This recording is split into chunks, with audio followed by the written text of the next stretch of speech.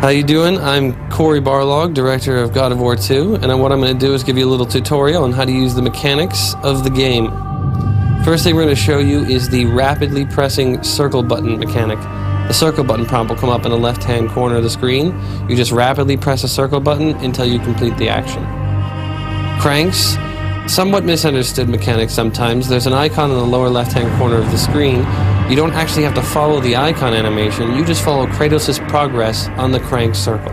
Just make gentle circles following his progress all the way around.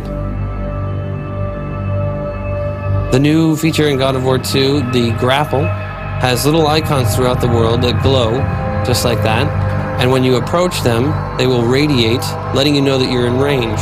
This means that you can now hit the R1 button, Kratos will throw his blade out, you'll attach to the grapple. If you press the button down and hold it, you'll actually continue your swing.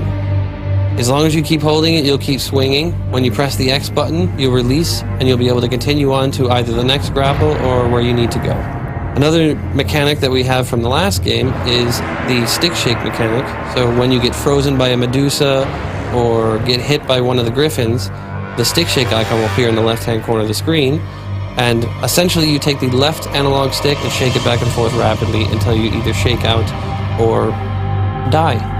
The circle button appearing above the creatures basically indicates that you can go and grab the character and enter a CS minigame. These are the stick swoop icons, one of the tougher minigames. All you need to do is just follow the prompt on the screen with the left analog stick and make circles in the shape that the icon is there. Pretty simple, but very difficult sometimes. A new mechanic that we have in God of War 2 is kind of a fishing reel type mechanic. You're going to throw your blades into characters, and then you make circles with the left analog stick as if you're reeling them in. These are the multi-button CS minigames. So you initiate the minigame, and then follow the button prompts that come on the screen, hitting the X, hitting the circle, hitting the circle again, until the creature's dead. Another new mechanic we have in God of War 2 is the L1, R1. Essentially, you are alternating from L1 to R1 as if you're shaking something back and forth.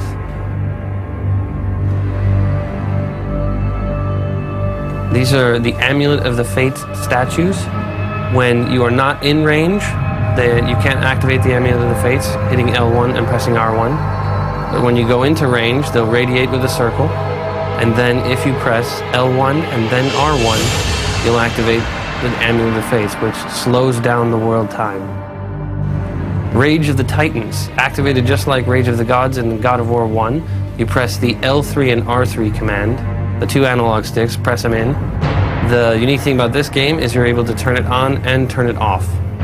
And that's it. That is the little tutorial walkthrough for the God of War 2 mechanics.